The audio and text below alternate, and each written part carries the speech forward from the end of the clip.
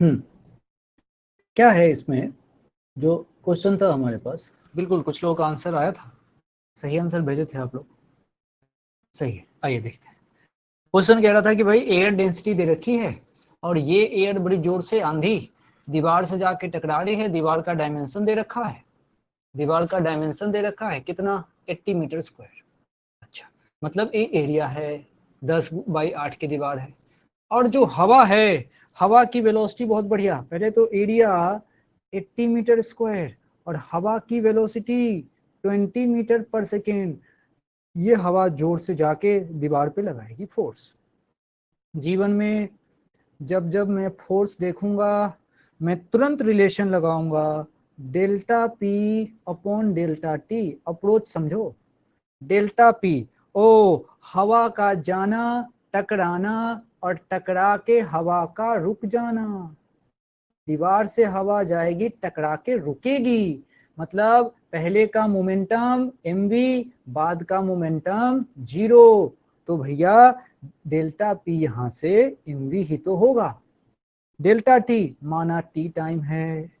अच्छा, तुरंत मन में आएगी बात कि ओ डेंसिटी दिया हुआ है भैया, मतलब m बाई टी के जगह पे मैं यहां लिख सकता हूं ए रो वी। तो ए रो वी। अच्छा, और बाहर से ये v है, ये क्या बन गया, ये देख लो, एफ एवरेज की वैल्यू आ गई A rho v square. A rho v square, मजा आ गया, यही आंसर है। अब वैल्यू रखनी है बस। एरिया बहुत बढ़िया, मुझे पता है एरिया है मेरे पास 80। ओके, रो कोई दिक्कत नहीं है, 1.2 सही है। अच्छा, उसके बाद से वेलोसिटी, अरे 60 नहीं, 20 वेलोसिटी 20 का स्क्वायर, 20 का स्क्वायर, 20 का स्क्वायर, 20 का स्क्वायर 400, 400, और 1.2 इंटू 400, 12 × 4 48, और 48, और 8 कितने होते, 8 × 4 = 38। ये बन गया 384 पे 2 जीरो, साथ में इतना न्यूटन। ये आंसर है। अगर समझ में आ गया तो यस का वाई टाइप करिए, समझ में आ गया तो एस का वाई टाइप करिए, यस का वाई टाइप करिए।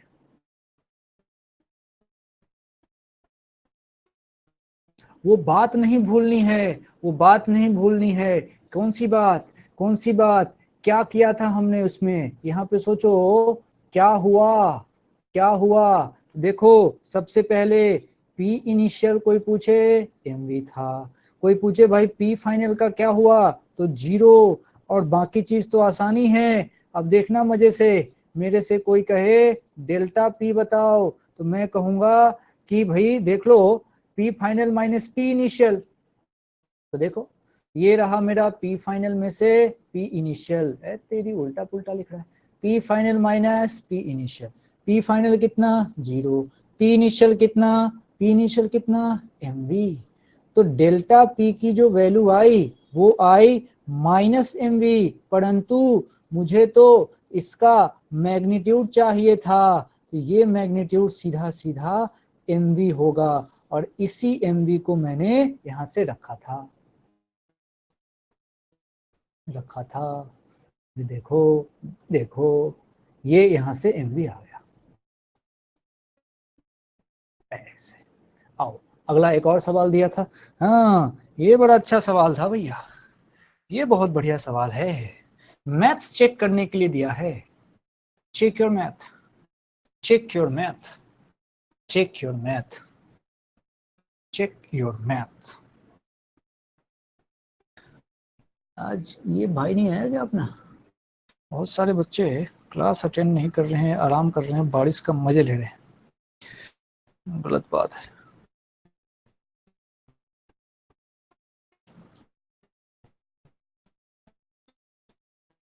हर साल मैं सोचता हूँ कि इस साल पूरा एकदम से किसी को बहकने नहीं दूंगा, जितने बच्चे आएंगे सारे को सिलेक्ट कराऊंगा, ऐसे कराऊंगा वैसे कराऊंगा, लेकिन साला तुम लोग बीच में कुछ ना कुछ ऐसा कांड कर देते हो, फिर जाके जो है फिर मुझे लगता है कि नहीं यार, सबका सिलेक्शन संभव ही नहीं है। कुछ भी कर ले टीचर, सबका सिलेक्शन संभव नहीं है। कुछ ना कुछ गड़बड़ी कर ही देते हो। अभी सेशन शुरू है, 50 बार बोला हुआ है, एक काम करो बस अपने जीवन में, कुछ मत करो भाई, सिंपल सा एक काम करो, मेरे पे ट्रस्ट करो, थोड़ा रिस्पेक्ट मेंटेन रखो। इतना छोटा सा काम अगर तुमसे नहीं होगा तो बेकार है यार, फालतू है। जो बोला जाए उसको सुनो, नहीं सुनोगे तो भाई मैं तो अपना काम करूंगा ही। मैं तो अपने तरफ से कोई ऐसा मौका छोड़ूंगा ही नहीं कि तुम मेरे पे ब्लेम कर सको। हाँ बकवास कर सकते हो, ब्लेम नहीं कर पाओगे, कभी नहीं कर पाओगे ब्लेम, जीवन में नहीं। पास करोगे तब भी नहीं, फेल कर जाओगे तब भी नहीं, कर ही नहीं पाओगे। मैं अपने तरफ से एक मौका नहीं छोड़ता हूँ, मैं जितना कर सकता हूँ उससे 2 गुना और ज्यादा करता हूँ। नहीं सुनोगे बात, राजनीति करोगे, पछताओगे, सिर्फ पछताओगे, सिर्फ और सिर्फ पछताओगे। जिसको सिलेक्ट होना है, क्योंकि हर साल बच्चे पढ़ते हैं, उसी में से सिलेक्ट होते हैं, उसी में से नहीं होते हैं। अब मैं सिलेक्शन का ढिंडोरा नहीं पीटता हूँ हर तरफ, ये मेरा नेचर ही नहीं है। बात सुनोगे तुम्हारा फायदा होगा, नहीं सुनोगे सिर्फ तुम्हारा नुकसान होगा, सिर्फ और सिर्फ तुम्हारा नुकसान होगा। मैं अपने तरफ से 1% कसर नहीं छोड़ूंगा कि मुझे कल को तकलीफ होगी यार मैंने ये काम नहीं किया। 1% नहीं, मजाल नहीं किसी टीचर को अपने से बेहतर पढ़ाने दूंगा, ये भी चैलेंज है। जितने तुम टीचर जानते हो सबसे कंपेयर कर लेना। मेरे पास कोई न्यूज आती है कि पार्टिकुलर टॉपिक किसी सर ने अच्छा पढ़ाया, मैं उस सर का सम्मान करता हूँ, तरीके से समझता हूँ कैसे कराया, क्या कराया, ऐसे कराया, फिर मैं अपने आप को इम्प्रूव करता हूँ। हमेशा लर्निंग मोड में रहता हूँ। जब टीचर लर्निंग मोड में रहता है ना, तो औकात नहीं कोई इसको पीछे कर दे। इसलिए मैं अपने तरफ से तो नहीं छोड़ूंगा कसर। तुम अगर राजनीति नहीं छोड़े तो निकल लोगे। ऑनलाइन वाले तो दूर हैं, ऑफलाइन वाले अभी तो सेशन शुरू हुआ है। अब मेरे यहाँ तो भाई पढ़ने का सिंपल नियम है, जो पढ़ाई के अलावा बकवास करेगा सीधा भगा दूंगा यहाँ से। नो स्टूडेंट ऑफ बकवास माइंड इज रिक्वायर्ड। इतना होता तो मैं किसी पार्टिकुलर कोचिंग जिसको के बच्चे को मैं नहीं पढ़ाता हूँ उसके बच्चे को नहीं पढ़ाता क्या? तुम भी जानते हो किसी कोचिंग के बच्चे को नहीं पढ़ाता हूँ। तो भाई आज मेरा मूड जिस लेवल का खराब किया गया है, उस लेवल का मूड आज तक कभी खराब नहीं हुआ था। इसीलिए इग्नोर करना आसान थोड़ी है। कोशिश करूंगा 2-4 दिन में अगर मैं नॉर्मल हो सका तो हो सका।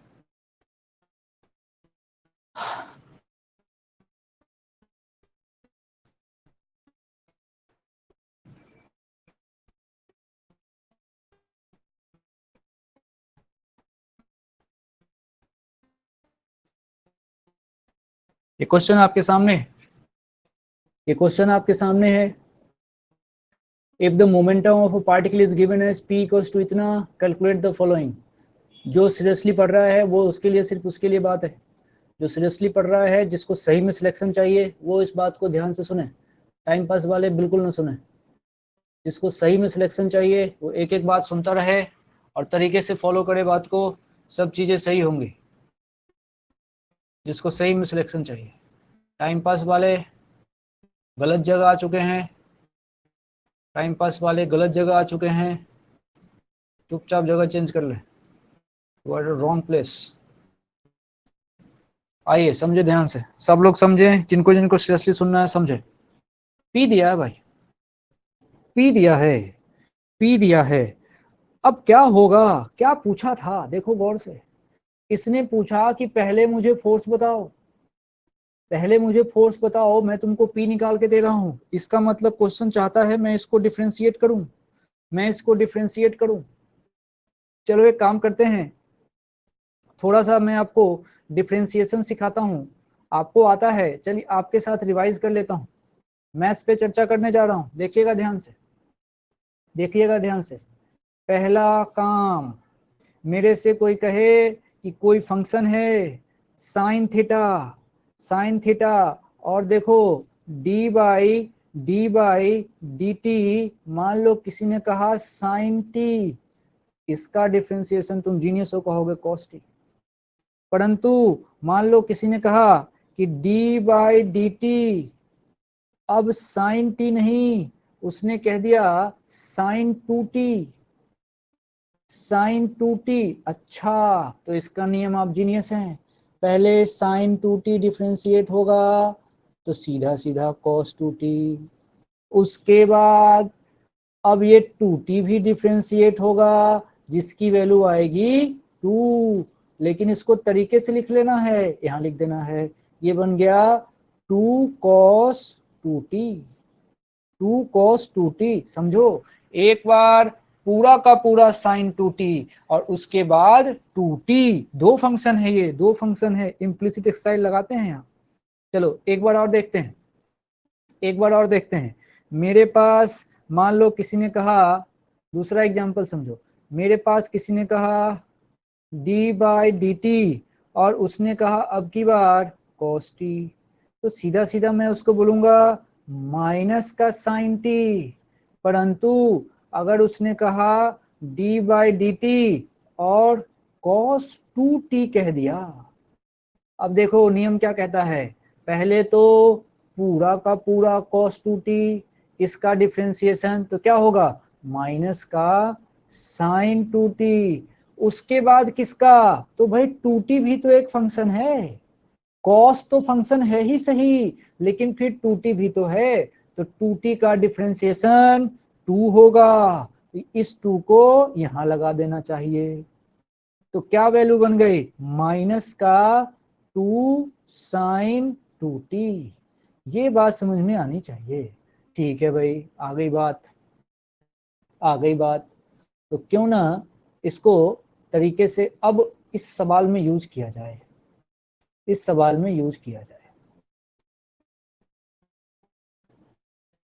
अब देखो, अच्छा है काम।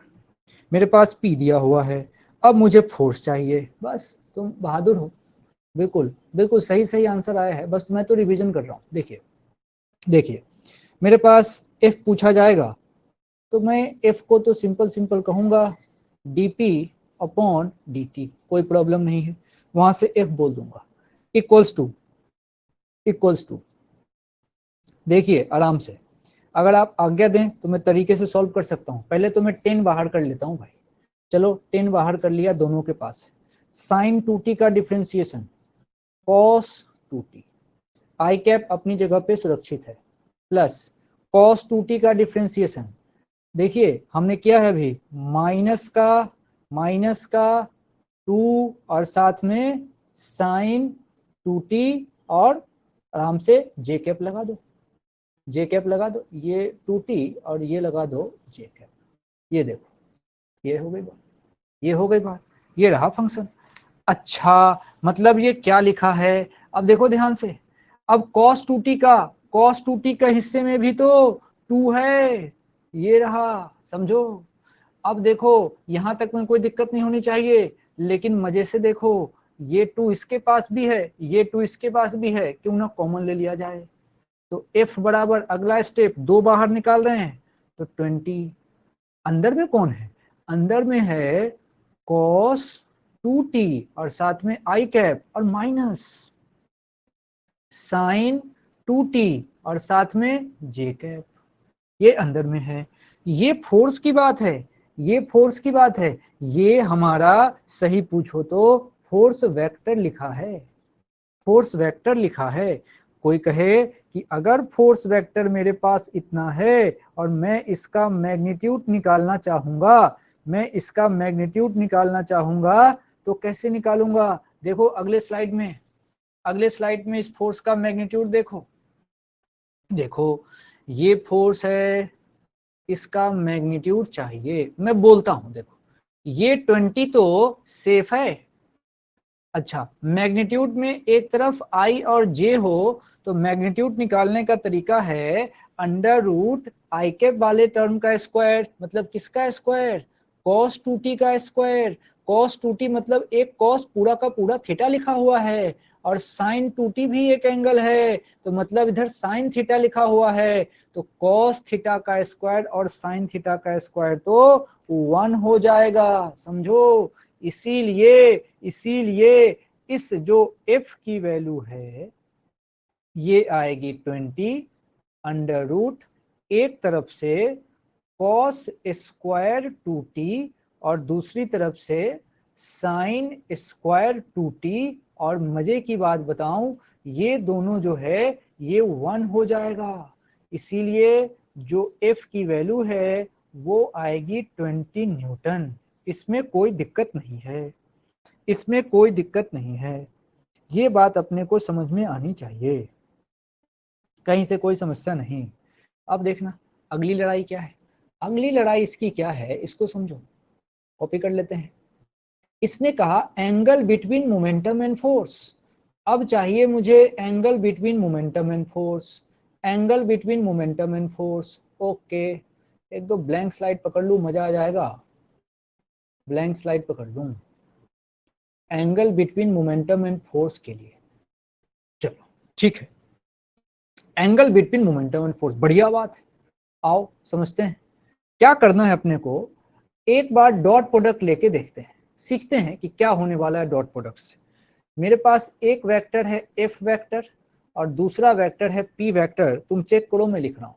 एफ वेक्टर में लिख रहा हूँ 20 था और उसके साथ था cos 2t, और ये था आई कैप में, और माइनस था मेरे पास साइन 2t, और ये किस में था, ये था जे कैप में। ओके, ये तो एफ था, अब एफ डॉट पी लिखने जा रहा हूं। पी वेक्टर था मेरे पास, आराम से देखना, पी वेक्टर में जो क्वेश्चन दे रखा था 10 बाहर था और अंदर में था मेरे पास साइन 2t। अच्छा, इसमें लगा हुआ था आई कैप और था प्लस, ये था मेरे पास cos 2t और उसके साथ था जे कैप। एक बार मिला लेते हैं कि क्या मैंने मोमेंटम सही लिखा है। अच्छा, ये था, क्या था मेरे पास मोमेंटम, हाँ ये था 10 साइन 2t आई कैप और उसके बाद था 10 cos 2t जे कैप। अच्छा ठीक है, 10 cos 2t जे कैप, 10 cos 2t जे कैप, ये 10 इसके पास भी था। ठीक है भाई, तो जरा सोचो, मुझे डॉट प्रोडक्ट लेना है भैया, मुझे डॉट प्रोडक्ट लेना है। मजे से देखना, डॉट प्रोडक्ट में आई आई के साथ, जे जे के साथ और के साथ मल्टीप्लाई होता है, पहला नियम। आई आई के साथ, जे जे के साथ और के साथ मल्टीप्लाई होता है। डॉट की यही कहानी है, डॉट में आई डॉट आई जब किया जाता है तो देखो, अगर तुमसे किसी ने कहा, पूरी बात समझते हैं, थोड़ा वेक्टर समझ लेते हैं, आंसर तो आ जाएगा। देखो किसी ने कहा ए डॉट बी निकालो, तुम कहोगे देखो ए बी कॉस थीटा होता है। तो कोई कहेगा आई डॉट आई निकालो, तो तुम कहोगे भाई देख, फिर तो आई का मैग्नीट्यूड, भाई आई डॉट आई को मैं 1 आई कैप और साथ में 1 आई कैप ऐसे तो लिख सकता हूं। अच्छा, तो ए डॉट बी निकालने के लिए ए का मैग्नीट्यूड, बी का मैग्नीट्यूड और कॉस थीटा लिखना है। तो आई डॉट निकालने के लिए पहले वाले आई का मैग्नीट्यूड कितना होगा 1। ओके, दूसरे वाले आई का मैग्नीट्यूड कितना होगा 1। ठीक है, साथ में कॉस थीटा। ओके, तो कॉस थीटा, क्या यहाँ थीटा 0 डिग्री लिखूं क्या, क्योंकि आई डॉट आई के बीच का एंगल 0 ही तो होगा, दोनों एक्स एक्सिस पे है। आई मतलब एक्स एक्सिस, एक भी एक्स एक्सिस दूसरा भी एक्स एक्सिस, तो सोचो cos 0 1 ही तो होता है, इसीलिए कहा गया है आई डॉट आई निकालो। इसलिए कहा गया है, नियम समझ लीजिए कि भाई अगर तुमने आई डॉट आई निकाला तो भी 1 आएगा, जे डॉट जे निकालोगे तब भी देखना, जे मतलब दोनों वाई में है, मैग्नीट्यूड 1 है, एंगल 0 है और cos 0 1 होता है। उसी तरीके से जब तुम k डॉट k निकालोगे तब भी 1 ही आएगा, इसीलिए कहा जाता है यूनिट वेक्टर का डॉट प्रोडक्ट हमेशा 1 होता है। और समझिए, अगर कोई पूछे a डॉट बी, हमने कह दिया a का मैग्नीट्यूड, b का मैग्नीट्यूड, साथ में कह दिया cos थीटा। अब दो वेक्टर के बीच का एंगल निकालना हो तो cos थीटा निकालो। तो क्या करो, पहले देखो सिंपल, इसको निकालना है तो a डॉट बी को ऐसे छोड़ देता हूं और ए का मैग्नीट्यूड, ये एक्चुअली में तो ए का मैग्नीट्यूड ही लिखा है, तो ए का मैग्नीट्यूड और बी का मैग्नीट्यूड नीचे आ जाएगा। तो आपको जब एंगल निकालना हो दो वेक्टर के बीच का, तो पहले तो उस वेक्टर का डॉट प्रोडक्ट निकालिए और नीचे नीचे नीचे ए डॉट बी से नीचे ए डॉट बी, देखो आराम से ए डॉट बी पहले डॉट प्रोडक्ट निकालूंगा और नीचे ए का मैग्नीट्यूड और बी का मैग्नीट्यूड लिखूंगा। और समझो एक बात और छोटी सी देख लेते हैं, देख ही रहे हैं तो एक और बात कि भाई अगर किसी कारण से किसी ने मेरे से कहा कि ए डॉट बी तुमने निकाला और वो 0 आ गया, इसका मतलब हम ये कहना चाहते हैं कि ए का मैग्नीट्यूड, बी का मैग्नीट्यूड और cos थीटा की वैल्यू 0 आई है। ए और बी मान लो कोई फाइनाइट वैल्यू है और तब इसको अगर 0 होना पड़ा तो इसके लिए थीटा को 90 डिग्री पे होना पड़ेगा। इसका मतलब एक वेक्टर अगर ऐसे है तो दूसरा वेक्टर इसके परपेंडिकुलर होगा। इस तरीके से ए वेक्टर और बी वेक्टर जब परपेंडिकुलर हो तो हम जानते हैं इनका डॉट प्रोडक्ट 0 होता है। अच्छा, तो इतनी बातें हमने यहाँ पे समझ ली, थोड़ा सा वेक्टर को रिवाइज कर लिया, थोड़ा सा वेक्टर को रिवाइज कर लिया। अब चाहते थे कि हम यहाँ से एफ डॉट पी निकाल के एक बार चेक करने की इच्छा रख रहे थे, एफ डॉट पी निकाल के एक बार चेक करने की इच्छा रख रहे थे। आइए इसको समझते हैं। तो ये थी कहानी। अब देखना ध्यान से इसमें क्या हुआ, गौर से अपनी कॉपी में देख लो। एफ डॉट पी दोस्तों 20 इसके पास है और इसके पास दोनों में 10 है, तो क्या 10 कॉमन ले सकते हैं? तो 20 इंटू 10 बाहर निकालोगे दोस्तों, ये रहा 200। अब देखना अंदर में कौन कौन बचा। अब देखो आई को आई के साथ आराम से देखो, सुनते जाओ। cos 2t एक आई का मैग्नीट्यूड है, दूसरे आई का मैग्नीट्यूड है sin 2t। तो देखो आई आई को गुना कर रहे हैं, एक आई का मैग्नीट्यूड cos 2t। ओके, अच्छा तो दूसरे आई का मैग्नीट्यूड, अरे sin 2t, आई आई के साथ जे जे के साथ। ओके ठीक है भाई, आगे बढ़ते हैं। अब देखना, अब जे की बारी है, अब जे की बारी है, तो एक जे का मैग्नीट्यूड माइनस का sin 2t, दूसरे जे का मैग्नीट्यूड cos 2t, क्योंकि 10 तो हमने पहले ले लिया। अब देखो अब माइनस आ गया, माइनस में ये लिख दिया मैंने sin 2t और साथ में cos 2t। अरे ये तो एक ही चीज है, cos 2t sin 2t और cos 2t sin 2t, मतलब ये तो कट गया। इसका मतलब ये 200 इंटू 0 है, समझो ये है क्या, ये एफ डॉट पी ही तो है, वैल्यू आ गई 0, दो वेक्टर का डॉट प्रोडक्ट 0 हो, इसका मतलब दोनों वेक्टर एक दूसरे के परपेंडिकुलर हैं। तो अगर इधर फोर्स होगा तो पी वेक्टर ऊपर रहा होगा, दोनों एक दूसरे के परपेंडिकुलर हैं, इसका मतलब थीटा यहाँ पे 90 डिग्री आएगा। सवाल एक बहाना था, हमने इस सवाल के थ्रू बहुत सारी चीजें सीखी, हमने डॉट प्रोडक्ट सीखा और वेक्टर को थोड़ा सा रिकैप कर लिया। ये हमारा टारगेट था कि वेक्टर रिकैप हो जाए तो थोड़ा सा अच्छा लगेगा। बताइए सब कुछ अगर क्लियर है तो एस और सी टाइप करिए, एस सी, सब कुछ का एस और क्लियर का सी, एस सी। श्रेया बिल्कुल रेडी बैठी थी कि कुछ तो बोलो कि टाइप करना है, तुरंत कर दे एस सी।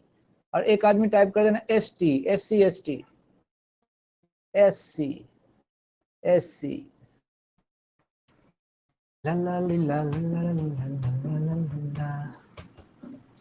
चलिए होता है कभी कभी, चीजें ऐसी होती है ना, आपको पहले से आती रहती है, लेकिन हर बार ऐसा होगा नहीं। अभी चीजें जब टफ आ जाएंगी, मैं क्या जब पढ़ाता हूँ तो सब ऐसे लेके चलते हैं, आसान भी आएगा कठिन भी आएगा, हर तरह का स्वाद लेना चाहिए जीवन में, हर तरह की चीजें ले सकते हैं ना, ऐसे छोड़ नहीं सकते ये आता होगा, ये मैं कर लूंगा, ये किया हुआ है, ये देखा हुआ है, हाँ ये सुना तो है, ऐसे थोड़ी पढ़ा सकते हैं। सब एक तरफ से सब लेके चलना पड़ता है। सर डॉट प्रोडक्ट ही क्यों लिया? ओके, डॉट प्रोडक्ट इसलिए लिया, दो वेक्टर के बीच एंगल जब भी पूछा जाए, दो वेक्टर के बीच एंगल जब भी पूछा जाए तो डॉट प्रोडक्ट लेना चाहिए। ये लिख लो, दो वेक्टर के बीच एंगल जब भी पूछा जाए तो डॉट प्रोडक्ट लिया जाता है। मोमेंटम और फोर्स दोनों वेक्टर हैं और दो वेक्टर के बीच डॉट प्रोडक्ट लेके ही एंगल निकलता है, इसीलिए लिया। और कुछ है तो बोलिए। कोई और मेथड नहीं है, ये दुनिया का सबसे सस्ता और सबसे टिकाऊ मेथड है। मैं कोई मेथड नहीं लेता जो टफ हो, मैं बहुत आसान काम करता हूं, इसीलिए तो मैं पढ़ाता हूं, क्योंकि पढ़ाना मुझे अच्छा लगता है और सबसे आसान लगता है। लेकिन कुछ लोग पढ़ाने नहीं देते ठीक से। चलिए, कोई और मेथड की आवश्यकता नहीं, this is the best, this is the best and the easiest. वो तो मैं इलोबरेट कर रहा हूं ना। देखो सवाल थोड़ा बड़ा है मानता हूं, लेकिन करके ऐसे ही चेक करना पड़ेगा। This is the only way you can check. आइए आगे बढ़े, आगे बढ़े। कुछ और कहना है? आगे बढ़े तो लिखो ए बी, आगे बढ़े लिखो A B, A B. Cross में भी हो, क्रॉस में क्यों फंसोगे? वहां वहां तो दो वेक्टर के बीच फिर उसका डायरेक्शन रिजल्टेंट, क्रॉस की बड़ी टेंशन है। क्रॉस में अगर तुमने ए क्रॉस बी किया तो ए बी साइन थीटा फिर उसका डायरेक्शन, तो क्यों लफड़ा ले, क्यों लफड़ा ले? इसीलिए हमने डॉट प्रोडक्ट से चेक किया। एंगल चेक करना डॉट प्रोडक्ट से आसान है। हाँ, क्रॉस प्रोडक्ट से भी मेहनत करके पहुंचा जा सकता है, लेकिन क्यों करें? आसान तो डॉट प्रोडक्ट है। क्रॉस प्रोडक्ट में तो तीसरा वाला जो आता है ना, ए क्रॉस बी के बाद जो नया आता है सी, उसके भी डायरेक्शन होते हैं। तो हम क्यों इतनी टेंशन लें? हम तो आसान काम करेंगे। दो वेक्टर के बीच एंगल पूछा जाए तो सिर्फ और सिर्फ डॉट प्रोडक्ट से ही काम चलाएंगे। This is the best way, easiest. A B, हाँ अब आ गई है ए बी पे। ओजस भैया ए बी पे था ही सही, अनामिका आ गई ए बी। हाँ मतलब निकल लो, अब आ गए, ज्यादा मत बोलो, हो गया। चलो भैया, rocket, rocket propulsion, rocket propulsion. थोड़ा सांस ले लो, थोड़ा सांस ले लो, गर्दन घुमा लो। Rocket propulsion, rocket propulsion. Diwali वाला रॉकेट, ये थोड़ा बड़ा हो गया। अभी तो देखो, जिसको देखो लड़ाई ही हो रही है, हर देश लड़ रहा है एक दूसरे से। अभी हम कुछ दिन पहले लड़ के आए थे पाकिस्तान से, फिर उधर अमेरिका, ईरान, क्या क्या सब लोग लड़ रहे हैं एक दूसरे से। आज सारी लड़ाई रॉकेट से ही चल रही है। अब आप सोचिए, जो रॉकेट उड़ा रहा है उसको पक्का रॉकेट प्रोपल्शन पढ़ा होगा। बिल्कुल, जब हम तोप चलाते हैं, टैंक चलाते हैं, उसमें पूरा प्रोजेक्टाइल मोशन लगता है। तो आर्मी में पूरी पूरी पूरी फिजिक्स की ही कहानी चल रही है। रॉकेट प्रोपल्शन, टारगेट सेट किया जाता है, उसके ऊपर फायर किया जाता है, फिर वहां से उसका रॉकेट आया, इधर से इंटरसेप्ट किया जाता है, उस और किस एंगल पे रिलेटिव वेलोसिटी लगा के उसको पूरा कैलकुलेटेड डाटा से हिट करते हैं, हवा में ही उसके रॉकेट को मार देते हैं। ये गजब टेक्निक है। अब हम भी रॉकेट प्रोपल्शन पढ़ रहे हैं। हमारा टारगेट ये है कि रॉकेट उड़ता कैसे है, ये कहानी अपने को समझ में आनी चाहिए।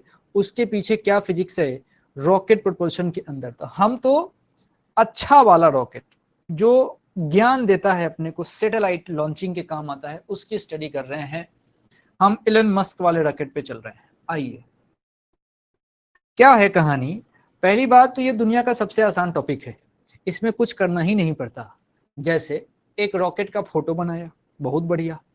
इस रॉकेट का फोटो बनाया, अब रॉकेट है तो क्या क्या होगा समझना। उस रॉकेट को मान लो हमने एक पॉइंट से रिप्लेस कर दिया। ये देखो, ये रॉकेट को हमने पॉइंट से रिप्लेस कर दिया, पॉइंट से रिप्लेस कर दिया। या पॉइंट से क्या, एक फोटो बना लेता हूँ। देख, ये रॉकेट बनाया, ये रॉकेट बनाया, ए रॉकेट, ए ए ए ए ए। अब देख, रॉकेट अगर है तो उसका मास होगा, मान लो m है, तो रॉकेट अगर है तो नीचे फोर्स लगाएगा। अब m मास उसमें है तो नीचे लगेगा ना mg। छोटा मास मान लो, छोटा मास मान लो, फ्लो में छोटा ही लिखा जाएगा तो छोटा ही ले लेते हैं, नीचे लगेगा mg। अब जरा सोचो, नीचे mg लगेगा। अब ये पीछे पीछे अपना गैस छोड़ रहा है, ये गैस है इसका, ये पीछे गैस निकल रहा होता है, इसका कारण ऊपर इस पे झटका लगता है जिसको बोलते हैं थ्रस्ट फोर्स।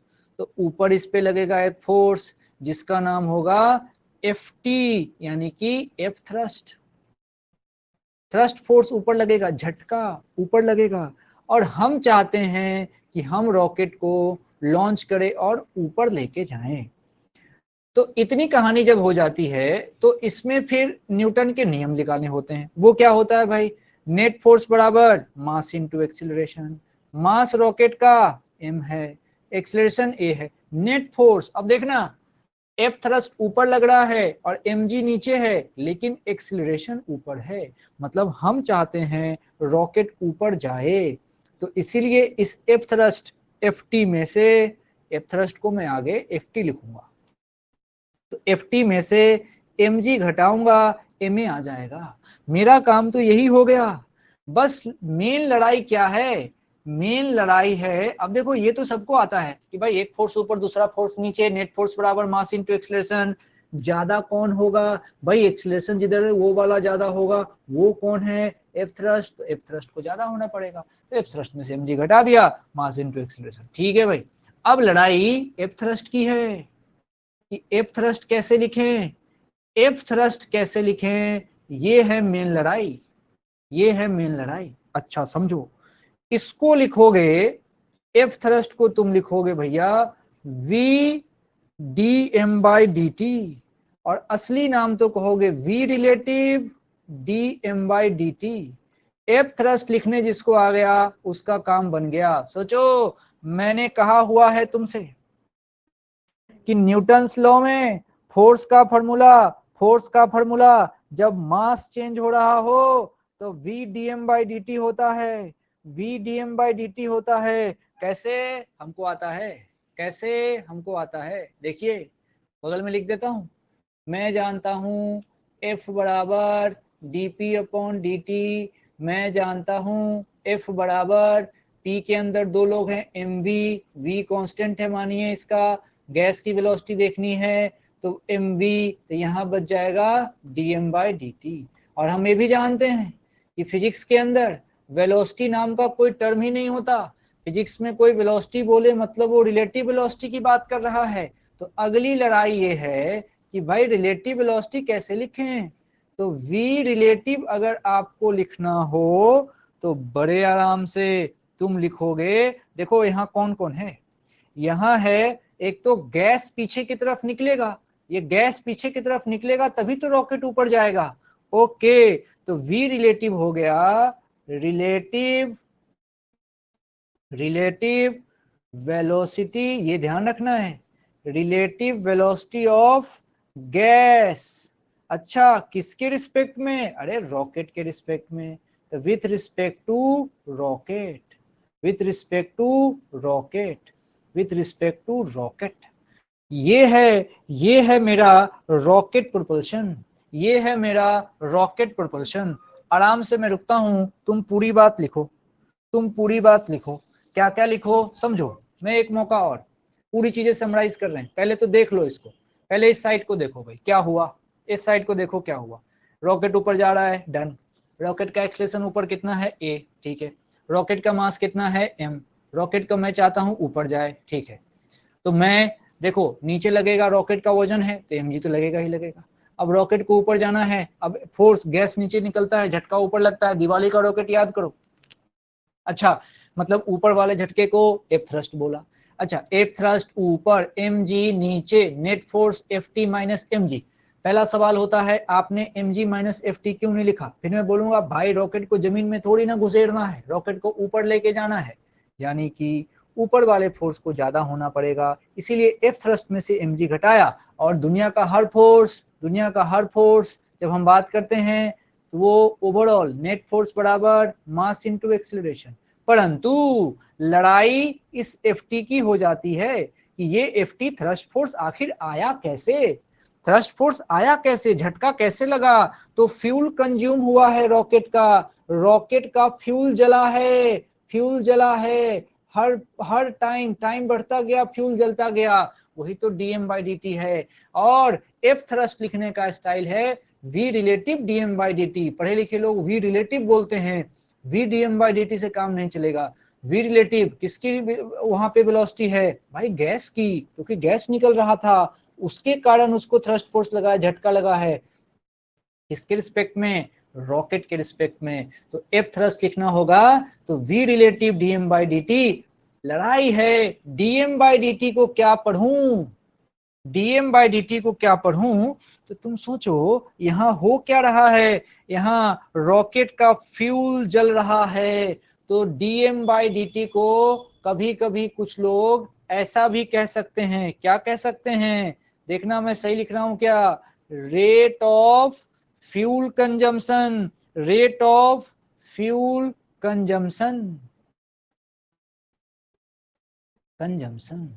ये कौन है, ये कौन है, ये है DM by D T. DM by D T को तुम बोल सकते हो मास टाइम के रिस्पेक्ट में चेंज करने वाला। भाई मास क्यों चेंज कर रहा है, क्योंकि रॉकेट का फ्यूल जल रहा होगा, उसका गैस निकल रहा है, इसीलिए इसको रेट ऑफ फ्यूल कंजम्पशन भी कहा जाता है, कहा जाता है। हमेशा इस चीज का ध्यान रखना है। बस पढ़ भी लिया, रिवाइज भी कर लिया, अब आओ क्वेश्चन पे बात करते हैं। ये क्वेश्चन है जिसको करना है, समझिए, समझिए, अच्छे से करो, ढंग से।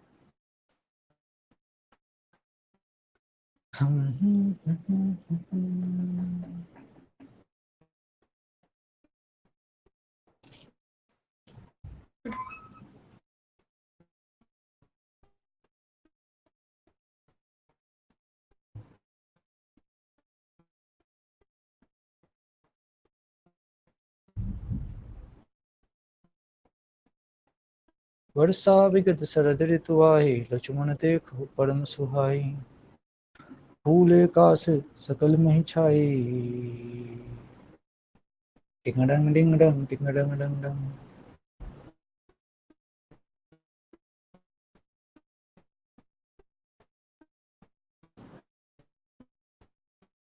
कोई तो आंसर लाओ ना, कोई तो आंसर लाओ ना। हाँ,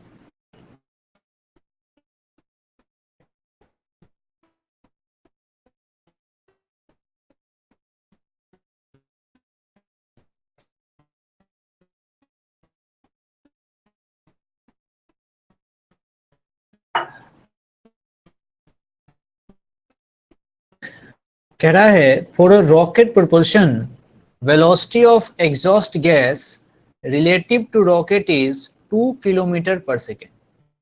ये क्या है, वेलोसिटी ऑफ गैस है, रिलेटिव टू रॉकेट है। मतलब मेरे पास, अच्छी बात यह है, बिल्कुल देखिए देखिए, अच्छे से देखिए, समझिए बातों को। v रिलेटिव क्या दिया है हमसे, v रिलेटिव डायरेक्टली दे दिया, कितना दिया, तो क्वेश्चन कह रहा है 2 किलोमीटर, 2 किलोमीटर पर सेकेंड, 2 किलोमीटर पर सेकेंड। समझना, आराम से समझो, दिक्कत आएगी हो सकता है, देखो। अच्छा यूनिट का ध्यान रखना है, यूनिट का ध्यान रखना, यूनिट का ध्यान, यूनिट का ध्यान रखना है, क्योंकि बहुत सारी पहचान यूनिट से हो जाती है। तो देखो v रिलेटिव तो हमने लिख दिया। अच्छा, मास ऑफ रॉकेट सिस्टम, अरे भाई पूरा रॉकेट का जो मास है वो दे रखा है इसने 1000 kg, ठीक है, इसकी लड़ाई भी खत्म। रेट ऑफ फ्यूल कंजम्पशन पूछा है, मतलब dm बाई dt पूछा है, ये पूछा है, ये पूछा है। एक्सीलरेशन दिया है, कह रहा है कि रॉकेट मेरा ऊपर जा रहा है 4.9 मीटर पर सेकेंड स्क्वायर से, ये सब गिवन है और ये पूछा है। अब कुछ नहीं करना है भाई, सबसे पहले एक फोटो बनाना होता है, ठीक है भाई। ये रॉकेट है, गैस निकाला, रॉकेट का एक ही नियम, नीचे mg लगा दो, ऊपर एफ थ्रस्ट लगा दो। अच्छा, एक्सीलरेशन भी ऊपर ही है, एक्सीलरेशन भी ऊपर है, तो एक क्वेश्चन लिख लेते हैं ना। क्या लिखेंगे, हम लिखेंगे नेट फोर्स, नेट फोर्स मतलब F thrust, F thrust minus mg बराबर कौन, तो मास इनटू एक्सीलरेशन। बस अब आराम से सॉल्व करेंगे। एफ थ्रस्ट को टुकड़ों में लिखो, वो होता है v रिलेटिव और साथ में dm by dt minus mg।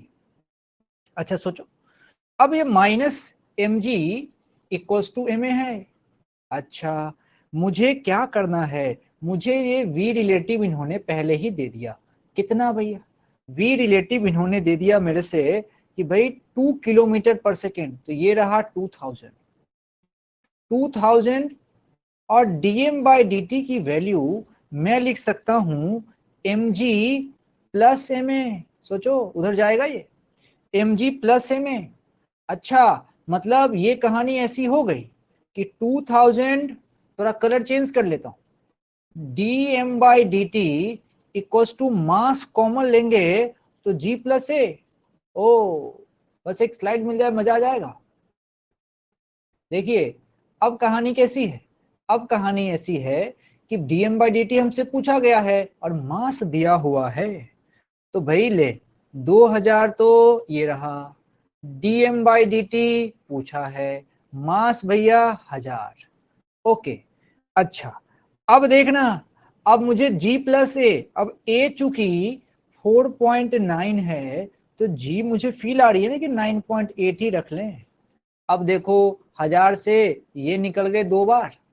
अच्छा, अब यहां से सीधा सीधा dm बाई डी टी कोई मेरे से पूछेगा तो ये देखो ये कितना हो गया, 8 9 17, 1 और 9 और 1 10 4 14। ऑल राइट, ये आ गया मेरे पास 14.7 डिवाइडेड बाई 2, जो कि आएगा 7.35 यूनिट। ध्यान से सुनना, ऊपर में मास नीचे में टाइम। अच्छे से देखो, ऊपर में मास dm बाई डी टी है ना, dm बाई डी टी है ना, तो ऊपर में मास नीचे में टाइम। इसका मतलब यूनिट होगी मास की क्या होगी, केजी, टाइम की क्या होगी, सेकेंड। ये आंसर है, ये आंसर है ये वाला। बात पूरी क्लियर होनी चाहिए। सटीक आंसर एक बार में दीजिए तो मजा आता है। सटीक आंसर एक बार में दीजिए। सिम्मू का 2.45 पहली बार में बकवास करा, अनामिका 7.45 अंदाज पे चला है, नंदिनी का चला है 2.95, इनका भी अलग चैनल है, बाद में सिम्मू का चला है 7.35। इसका मतलब एक्यूरेसी के साथ काम नहीं कर रहे थे, जी को 10 वर्ष ले लिया होगा, आनंद से चल रहे हो, लेकिन हिंट होता है 4.9 दिया है टू टेक 9.8। सही है, सही है, सही है, सही है, सही है, करती जा। अब देखो क्या है, क्या करना है रॉकेट वाले। मेरे से कोई बोले भाई देख तेरे पास ज्यादा समय नहीं दूंगा, तुमको रॉकेट वाले प्रॉब्लम सिखाने हैं और 30 सेकंड दूंगा। मेरे को देख 30 सेकंड देगा ना, ठीक है भाई ले, ये रहा ऊपर देख, नीचे लगाऊंगा mg, ऊपर लगाऊंगा एफ थ्रस्ट, कहानी खत्म। एक्सलेशन मुझे ऊपर डालना है तो हो गया, एफ टी में से mg घटाऊंगा मास इनटू एक्सीलरेशन, बस खत्म। उसके बाद एक चीज और कह दूंगा, एफ टी चाहे जो भी हो मैं उसको लिखूंगा V relative dm by D T, 30 second में रॉकेट प्रोपोर्शन खत्म, खत्म। और कुछ करना ही नहीं होता, कुछ करना नहीं होता है, बस फोटो बनाओ और एक ही रिलेशन बार बार, कहानी खत्म। रॉकेट का फोटो, रॉकेट का फोटो बनाया, आराम से इसको लिख दिया, बस खत्म। वी रिलेटिव में कोई टेंशन नहीं, क्या है ये गैस की वेलोसिटी है, किसके रिस्पेक्ट में, रॉकेट के रिस्पेक्ट में। अच्छा चलो इस सवाल को करो, एक बार में सब लोग सही करिए तो मजा आएगा, एक बार में सही करिए।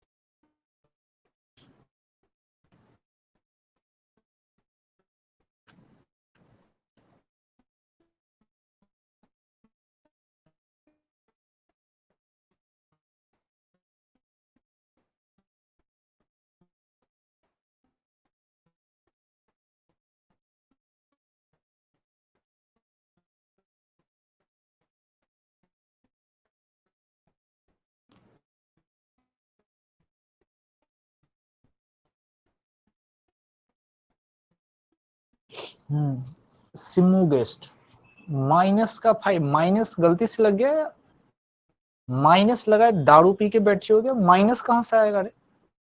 नंदिनी का सही है, अनामिका का सही है, संजना का सही है। ये माइनस कैसे लगा, आप मुझे सिमू गेस्ट ये बताएंगे, माइनस कैसे लगा, गलती से लगा तो ठीक है। श्रेया का सही है, 5 आएगा ना सटीक, माइनस कहां से आया, मुझे तो कोई माइनस समझा दे बस, ये माइनस कहां से आ गया। माइनस मैंने क्या जमीन के अंदर घुसे रहे हैं रॉकेट। यस सर मैंने गलती से हो गया, हाँ गलती से हो गया तो कोई दिक्कत नहीं। चलिए अब समझाते हैं क्या है। अब मैं भी कैसे सोचता हूं, देखो सबसे पहले भाई कोई नहीं, एक ही नियम जिंदाबाद। सबसे पहले एक नियम जिंदाबाद, ये रहा। अरे क्या बना रहे हो? अरे रॉकेट बना रहा हूं भाई, लग नहीं रहा लेकिन है। अब देखो ऊपर में मेरा लगेगा एफ थ्रस्ट, क्यों? क्योंकि गैस निकल रहा है। और नीचे में mg, फोर्स दिखाना है mg। रॉकेट का मास m है, मेरी इच्छा है एक्सलेशन आए ऊपर की तरफ, ऊपर भेजना है a। ये कहानी है इसकी। ये बनाते ही फॉर्मूला ध्यान में आएगा कि दुनिया का कोई भी फोर्स जब लगता है तो मास इंटू एक्सलेशन के बराबर होता है। फोर्स मतलब नेट फोर्स। मैं तो इलेबोरेट कर रहा हूँ कि 10 दिन बाद भी पढ़े, 1 महीने बाद, 2 महीने बाद, 3 महीने बाद, तो चीजें याद रहे। नेट फोर्स भेजना ऊपर है। मैं तो बेसिक सोच रहा हूँ कि भाई देख, भेजना ऊपर है तो उस कंडीशन में मेरे पास कंडीशन क्या होनी चाहिए थी, ये इस एफ थ्रस्ट में से mg घटता तो मास इंटू एक्सलेशन मिलता, ओके। परंतु इसने एक टर्म कह दिया, कहाँ गया दिख नहीं रहा, ये रहा, gravity free space. Gravity free space, इसका मतलब ये है, तुम भी जानते हो, सबने सही किया है, ये mg नहीं लगेगा, ये mg जीरो होगा। ग्रेविटी फ्री है, ग्रेविटी फ्री है मतलब g नहीं है। हो गया फिर तो मेरा आंसर सिर्फ ft से आ जाएगा, और वही ft मास इनटू एक्सीलरेशन है। एक बार लड़ाई ft की लड़ लेते हैं और हम जीनियस हैं। ft को हम पहचानते हैं, v रिलेटिव dm/dt होता है, v रिलेटिव dm/dt होता है। और ये किसके बराबर है? ये ma के बराबर है। तो हो गया। अब देखो भाई, v रिलेटिव तुम जानते हो, v रिलेटिव इसने कहा हुआ है कितना, तो 600 मीटर पर सेकेंड। कहा है कि ejecting gases with velocity 600 metre per second with respect to rocket. बिल्कुल प्रिसाइज है, रिलेटिव ही दिया है, तो v रिलेटिव 600। अब देखना मजे से, dm/dt की लड़ाई है। dm/dt कहां से पहचानेंगे? यहां से देखो, यूनिट देखो, केजी पर सेकेंड dm/dt। इसने कहा है कि गैस इजेक्ट कर रहा है, कैसे? तो 1 kg पर सेकेंड, मतलब ये छुप के dm/dt ही गिवन है। तो बस ये dm/dt की जगह 1, और ये किसके बराबर है? मास इंटू एक्सलेशन के। और रॉकेट का मास 120 kg, बस हो गया। यहाँ पे रखेंगे 120 kg, और ये रहा एक्सेलरेशन। ये एक्सेलरेशन मेरे से पूछा है। अब देखो कोई भी कह देगा कि 5 मीटर पर सेकेंड स्क्वायर, ये मेरा आंसर है। ऐसे ये बात तुमने बढ़िया कर लिया, सबने सही कर लिया, और ये बड़ी अच्छी बात है। चलो थोड़ी सी चर्चा करते हैं, थोड़ी सी चर्चा करते हैं कि भाई देख, एक तो चीज मुझे याद हो गई, पक्की पक्की बात है कि रॉकेट प्रपोल्शन का सवाल देखूंगा, एक रॉकेट बना लूंगा, एक रॉकेट बना लूंगा, अच्छा लगेगा, ऊपर भेजूंगा, तो भाई एक्सेलरेशन तो देख ऊपर होगा। अच्छा, एक तो ऊपर थ्रस्ट फोर्स लगेगा और नीचे लगेगा इसका mg, और यहां से एक कहानी होगी, एफ थ्रस्ट में से mg घटाऊंगा, मास इंटू एक्सेलरेशन लगाऊंगा। चल एक बात तो एग्री करते, कोई प्रॉब्लम नहीं। अच्छा, अब ऐसा करते ही इक्वेशन मन में आएगा, एफ थ्रस्ट में से mg घटाऊंगा, मास इंटू एक्सलेशन लेके आऊंगा। चलो इसको भी एग्री कर दे, इसमें भी कोई समस्या नहीं। अच्छा ठीक है, अब एफ थ्रस्ट क्या लिखेंगे तो ये समझ लेते हैं, पूरा याद हो चुका है, v रिलेटिव dm/dt। चलो ये भी समझ लिया, ओके, इसको भी साइड कर लिया। अच्छा, अब 2-3 इसमें घटना दुर्घटना चलती है। जैसे किसी ने कहा कि ग्रेविटी फ्री, थोड़ा कलर चेंज कर लेता हूँ, ग्रीन पे आते हैं। किसी ने कहा कि भाई देख ग्रेविटी फ्री है, ग्रेविटी फ्री है, जी जीरो कर दो या फिर एम जी जीरो कर दो, एक ही बात है। कभी कभी वैसा कह सकता है, कभी कह सकता है कि भाई ग्रेविटी फ्री नहीं, कांस्टेंट वेलोसिटी से रॉकेट उड़ाना चाहता हूं। ठीक है भाई, कांस्टेंट वेलोसिटी से लगा दो। तो उस समय क्या करोगे? किसी ने कहा v इक्वल्स टू कांस्टेंट से रॉकेट उड़ाना चाहता हूं, अरे कुछ नहीं करना, a को जीरो कर दो। यहाँ जी जीरो होने से कौन जीरो हो गया था? यहाँ जी जीरो होते ही mg जीरो हो गया था। इतना ही आसान है रॉकेट प्रोपल्शन के सवाल, इतने ही आसान। तो ये हमारा रॉकेट प्रोपल्शन है। अब तुम कोई भी जेई लेवल के सवाल इस कॉन्सेप्ट से लगा सकते हो, जो अभी स्लाइड पे दिख रही है, इतना रॉकेट प्रोपल्शन के लिए मोर देन इनफ है, मोर देन इनफ। आप इसको गौर से देखिए, कोई इसमें संदेह है तो जरूर पूछिए, और कोई संदेह नहीं है तो निसंदेह का एनएस टाइप कीजिए, एनएस, निसंदेह का एनएस टाइप कीजिए।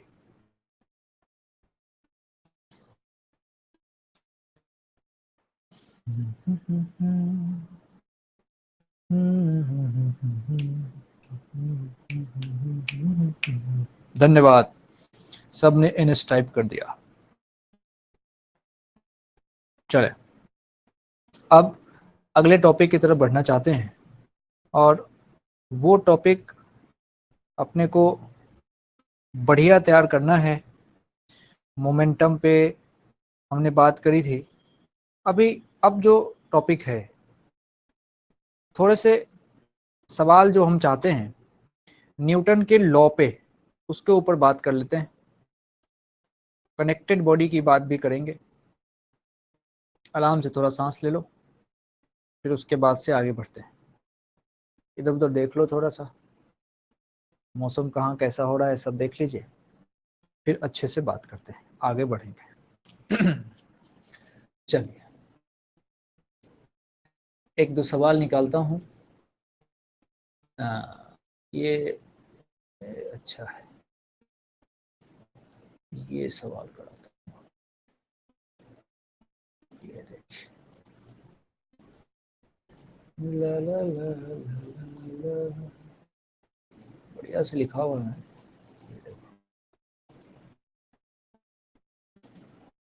ये देखिए, ये सवाल, इसको संभालें, करिए। क्या कहा है समझिए, ये मैं करता हूँ, तुम लोग देखो। अब जो सवाल आएगा ना, बड़ा आसान आएगा, तुम उसको कर लोगे, लेकिन क्या है, कॉम्प्लेक्सन बढ़ेगा, तुम परेशान हो जाओगे। इसलिए मैं जो कर रहा हूँ, थोड़ा सा मुझे शुरू में करने दो, बस तुम एंजॉय करो। सवाल पढ़ता हूँ, मैं सॉल्व करता हूँ, आप इसको देखिए। तो सवाल पढ़ लेते हैं। कह रहा 2 ब्लॉक है, मास देख रहे हैं 2 kg और 5 kg, और इसको कांटेक्ट में रखा है किसी फ्रिक्शनलेस टेबल पे। हॉरिजॉन्टल फोर्स 35 न्यूटन का लगाया जा रहा है, वो भी किस पे, 2 kg वाले मास पे। Contact force between the block पूछा है। आंसर वांसर सब आता है, आंसर लिखने की आवश्यकता नहीं है। चुपचाप मेरी बात को सुनेंगे, जो मैं समझाना चाहता हूँ चुपचाप सुनते रहेंगे, मैं जो पूछूंगा उसका जवाब देंगे। आंसर इसमें ज़्यादा टेंशन लेने की आवश्यकता नहीं है, आंसर बताने की भी जरूरत नहीं है, क्योंकि सवाल में कोई जान नहीं है, लेकिन पर्पस यहाँ से कुछ और है, पर्पस यहाँ से कुछ और है। समझो क्या है इसमें।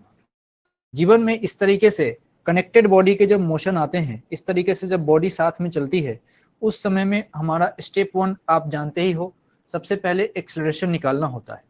तो एक्सेलरेशन कैसे निकालते हैं, उसके लिए मैं जो बोलता हूं वो तरीके से इसमें समझना, मैं जो बोल रहा हूं उसको समझना।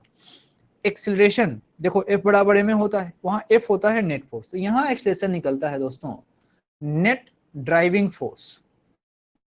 यहाँ एक्सेलरेशन निकलता है नेट ड्राइविंग फोर्स। 2 बॉडी साथ चल रही है, तो net driving force upon upon total mass. समझो, net driving force upon total mass, ये क्या देगा, ये क्या अच्छा छुप के देखो, हमने F बराबर m ही लगाया है, हमने लगाया है F बराबर m, और A लिखना था तो हमने F बाई m ही लिखा है, लेकिन बोलने का स्टाइल अलग है, बोलने का स्टाइल अलग है। तो A किसका होगा, ये A सिस्टम का होगा।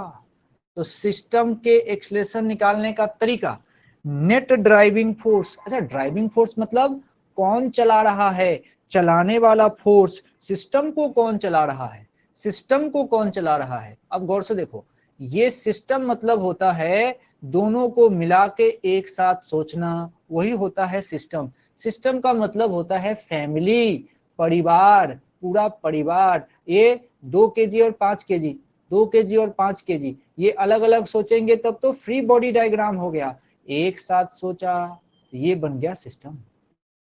अच्छा, अब एक साथ हो गया तो सिस्टम है। तो मेरे से कोई पूछे कि भाई यहाँ पे बताओ सिस्टम का एक्सेलरेशन कितना होगा, एक्सेलरेशन ऑफ सिस्टम, मैं बोलूंगा नेट ड्राइविंग फोर्स, पूरा लिखता हूँ net driving force, driving force system को चलाने वाला, और नीचे लिखूंगा टोटल मास। गौर से देखो, सिस्टम को चलाने के लिए जो फोर्स लग रहा है वो तो 35 न्यूटन लग रहा है, वो तो 35 न्यूटन लग रहा है। और टोटल मास ये 2 केजी भी और ये 5 केजी भी, तो पूरा मास आप समझिए ये 2 + 5 हो गया, यानी कि सिस्टम का एक्सलेशन आया 5 मीटर पर सेकेंड स्क्वायर। बात समझने में आसान है, लेकिन इस शब्द समझो, मैं ड्राइविंग फोर्स एक टर्म इंट्रोड्यूस करना चाहता हूं, ड्राइविंग फोर्स। ड्राइविंग फोर्स हमेशा ध्यान रखिए, ड्राइविंग फोर्स मतलब वो फोर्स जो सिस्टम को चलाए, वो फोर्स।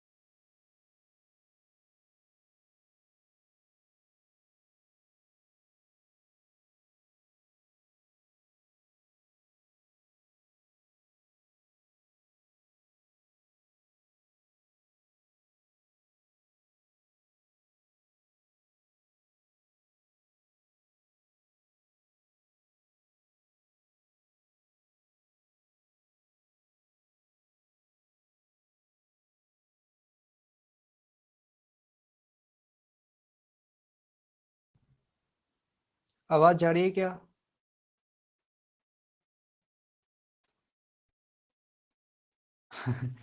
अब आवाज जा रही है? यस यस, ठीक है ठीक है ठीक है ठीक है। हाँ, थोड़ा सा नेटवर्क का इशू हो गया। 1 मिनट। स्क्रीन नहीं देख पा रहे होंगे मेरे ख्याल से। स्क्रीन देख पा रहे हैं क्या? नो। ऑलराइट।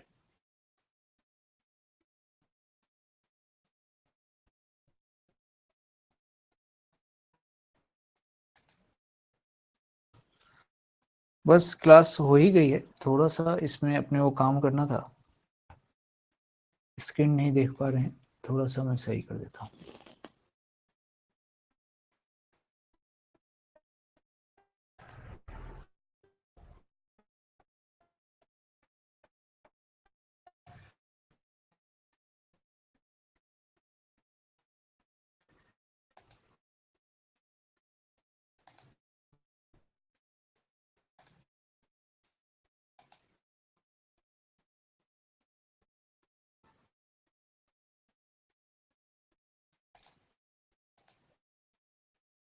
क्या आप देख पा रहे हैं स्क्रीन?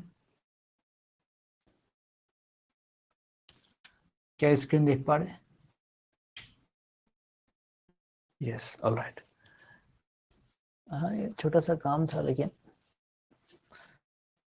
1 सेकेंड रुके जरा, 1 सेकेंड रुके। चले, अच्छी बात है, समझते हैं क्या हो रहा है यहाँ। मैंने आपसे कहा था कि भाई सिस्टम का एक्सलेशन सब ठीक है, बोलूं अब? ओके टाइप करो, ओ टाइप करो एक बार, सब ठीक है तो। ओ ओ, हाँ ठीक है, डन, ठीक है ठीक है ठीक है। अब आप समझिए, ये कहानी थी सिस्टम के एक्सलेशन की। हमने फोर्स लगाया था पूरे सिस्टम पे मात्र 35 न्यूटन, इससे सिस्टम चला 5 मीटर पर सेकेंड स्क्वायर। अब जरा समझना मैं क्या कहना चाहता हूँ। डायरेक्ट फोर्स लग रहा है 2 केजी वाले पे, बस सुनते जाओ, सुनने का है बस आज। 2 केजी पे डायरेक्ट फोर्स लग रहा है।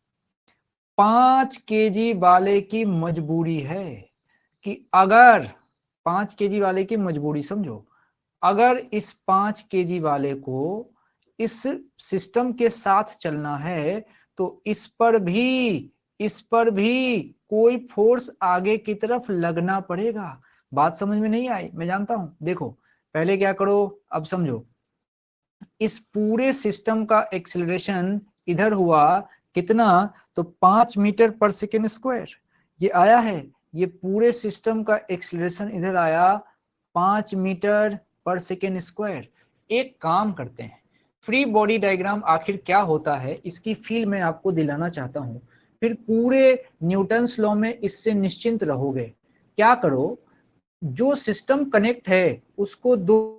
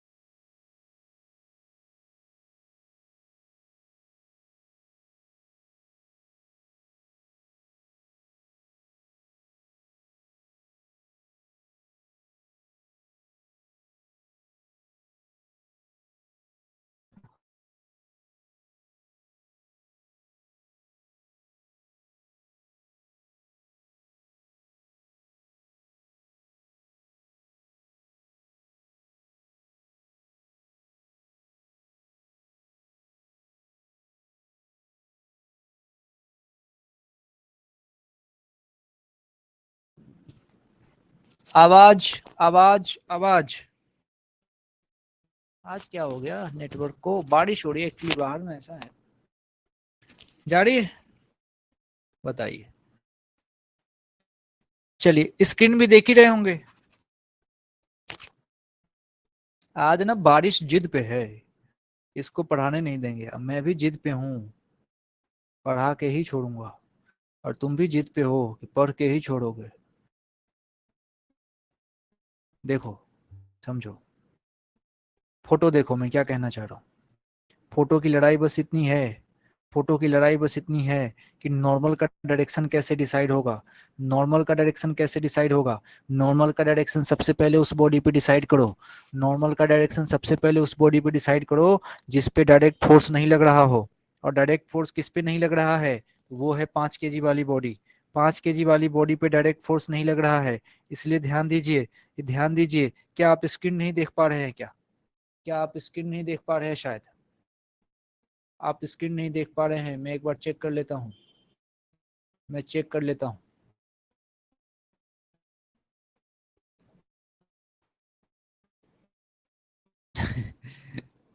आज ये तंग करने के मूड में है, आज ये तंग करने के मूड में है। अब आप स्क्रीन देख पा रहे हैं? Yes, now you can see.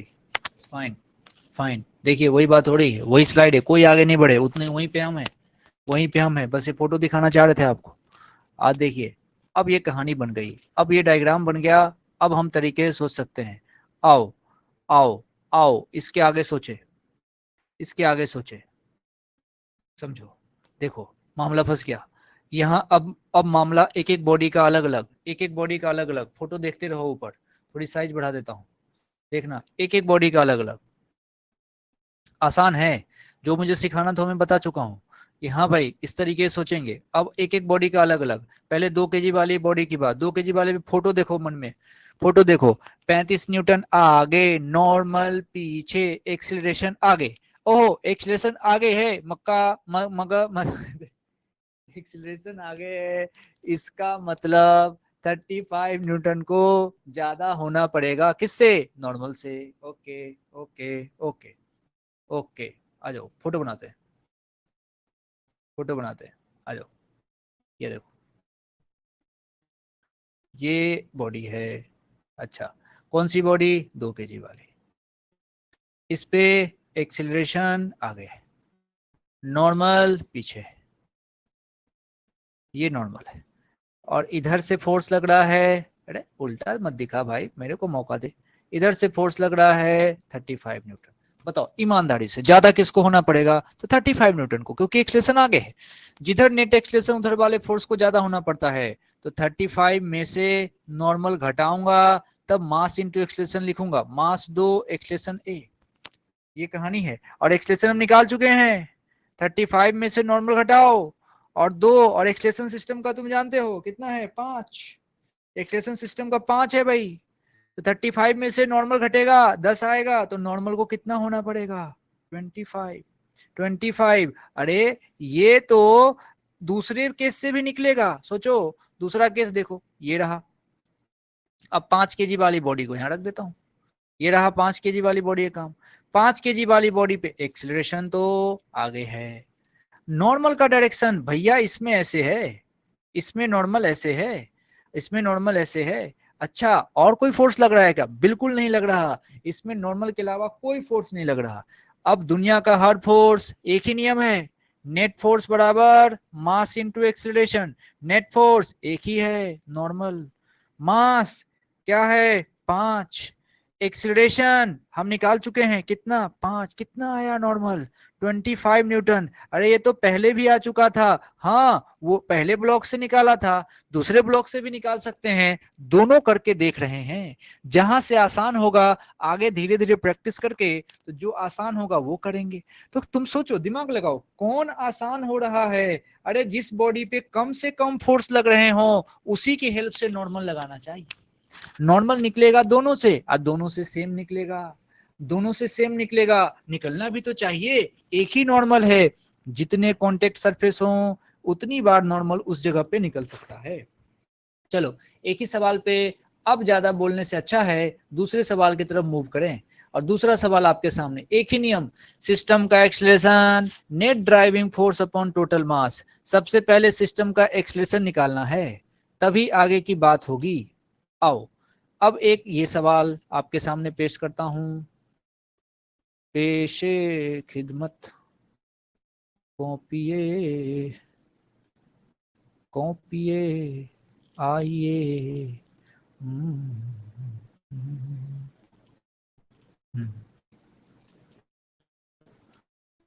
आइए आइए,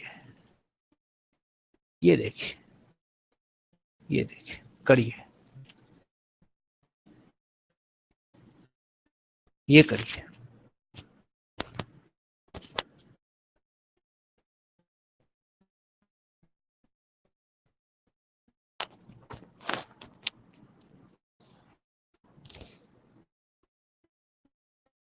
कुछ होने से पहले एक काम बहुत जरूरी है, वो है सिस्टम का एक्सीलरेशन निकालना।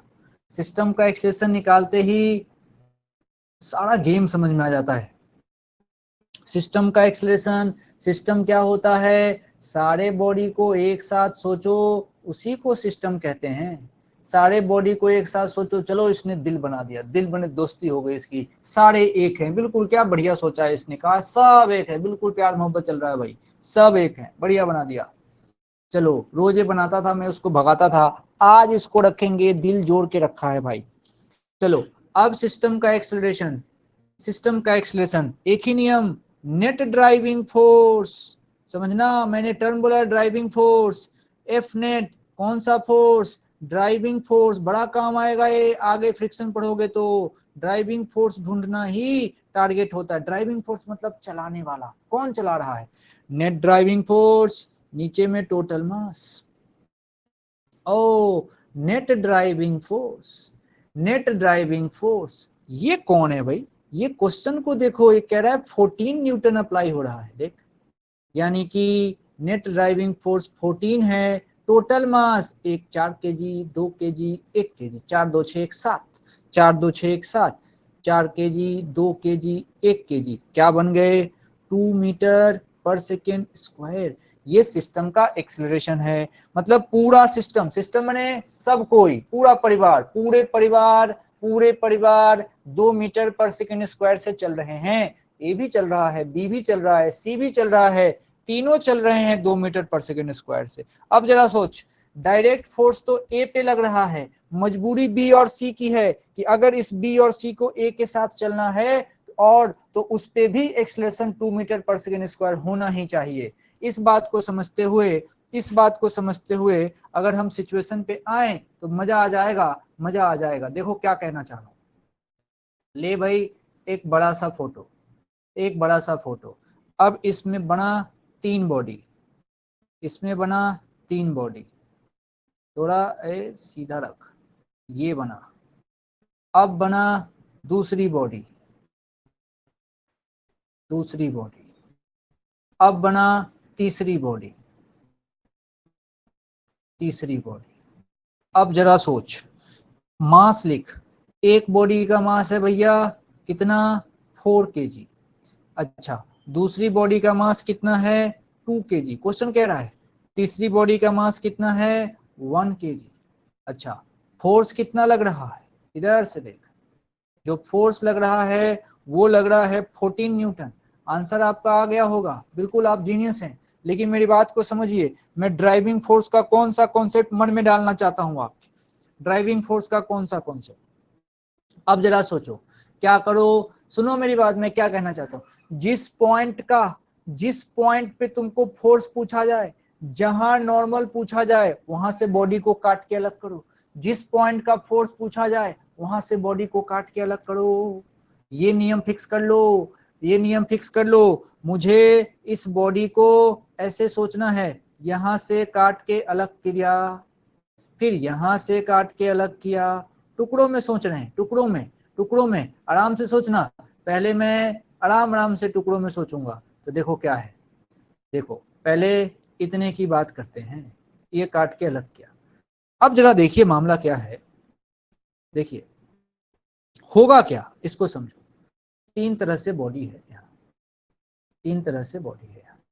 ये बॉडी मैंने बनाई 4 kg की, ये बना रहा हूं, देखो आंसर तुम छोड़ दो, पहले मेरी बात सुनो।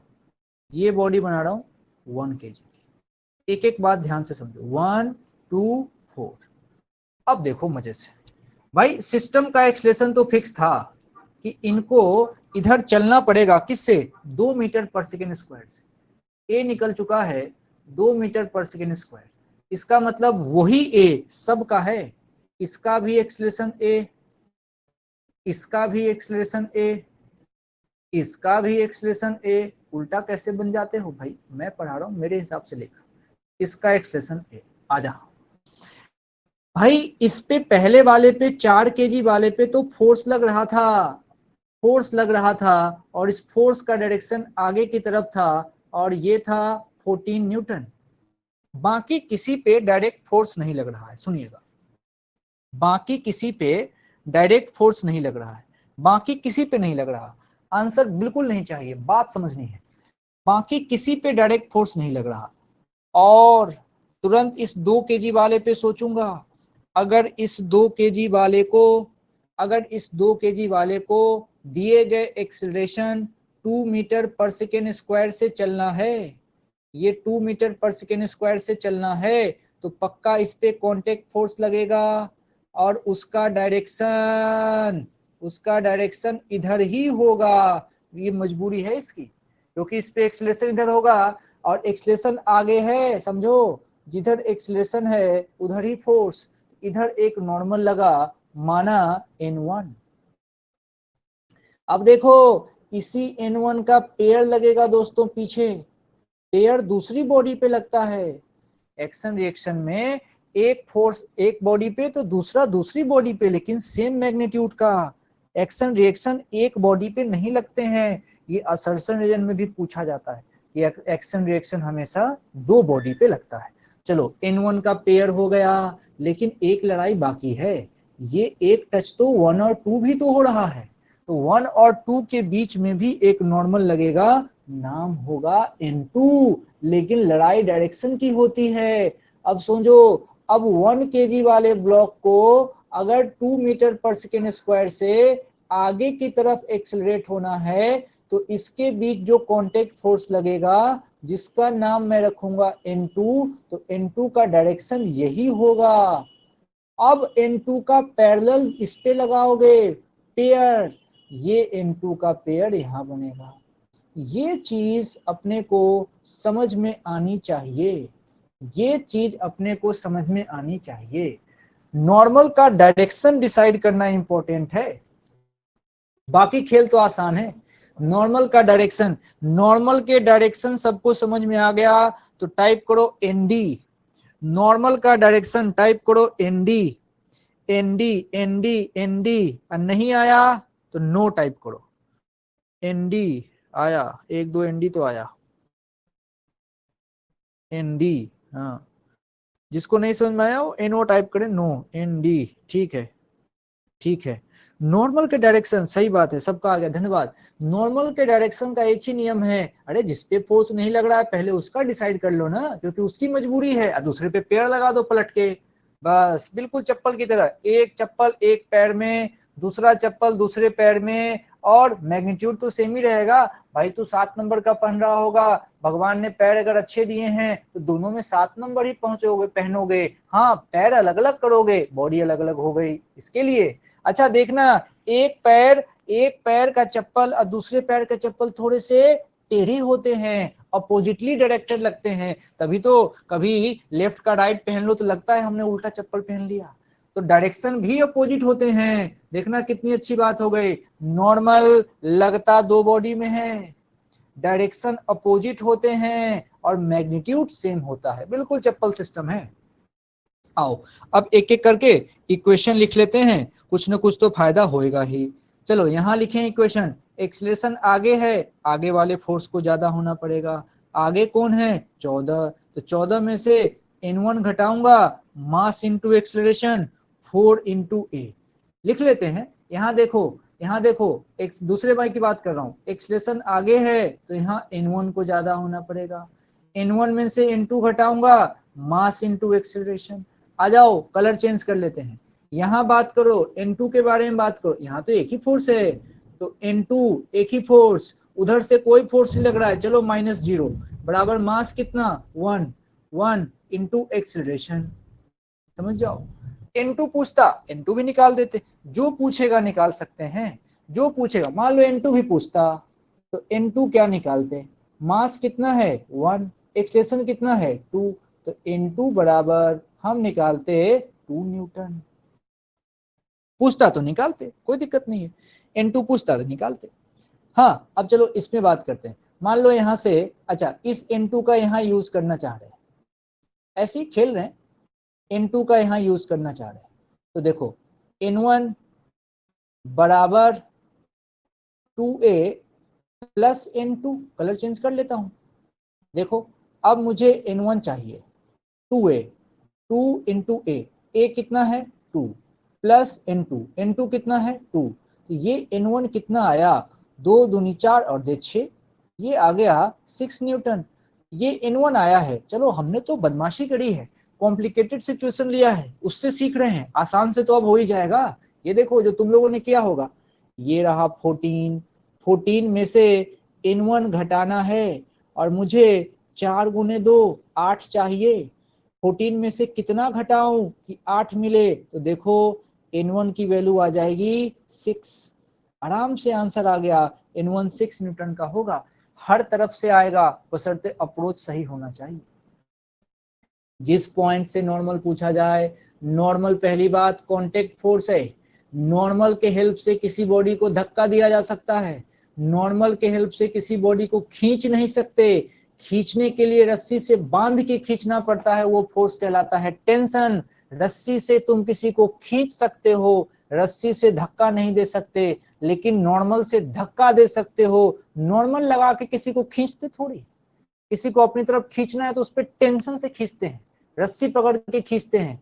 अच्छा लेकिन धक्का देना हो तो नॉर्मल यूज करते हैं, जब जब धक्का दोगे तो नॉर्मल लगता है। Normal is a pushing force, tension is the pulling force. सवाल आता है समझने की चीज है, सवाल आता है समझने की चीज है। आओ अब एक और सवाल करेंगे और फिर आपको सोने की छुट्टी दूंगा, आप सो जाना। एक सवाल और करेंगे बस, एक सवाल, थोड़ा डिस्टर्ब हो गया था ना आज, लाइट वाइट के इधर उधर जाना। एक सवाल और कर लेते हैं फिर मजा आएगा। हमेशा नॉर्मल उस बॉडी पे डिसाइड कर लो पहले जिस पे डायरेक्ट फोर्स नहीं लग रहा है, बस। आओ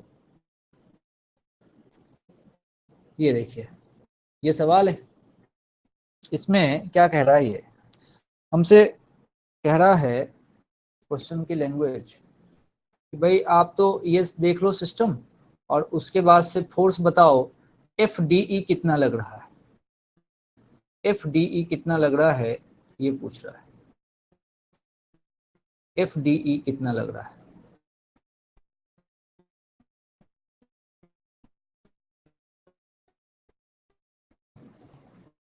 दो चीजें बता दीजिए, एक तो बता दीजिए एक्सीलरेशन ऑफ सिस्टम कितना है, और दूसरा इसको बता दो कि भाई FDE कितना लग रहा है, मतलब D और E के बीच क्या फोर्स लग रहा है।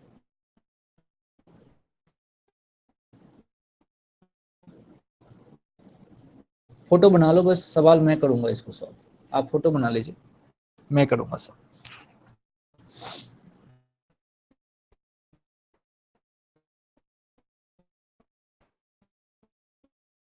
ठीक है, समझे मैं क्या कह रहा हूँ। आइए समझते हैं, आसान तरीका देखते हैं क्या है, क्या कैसे आसान कर सकते हैं।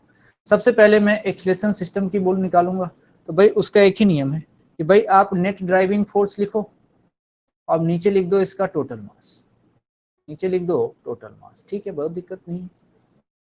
अच्छा F net, F net, F net क्या है, एफ नेट क्या है, तो net driving force, net driving force.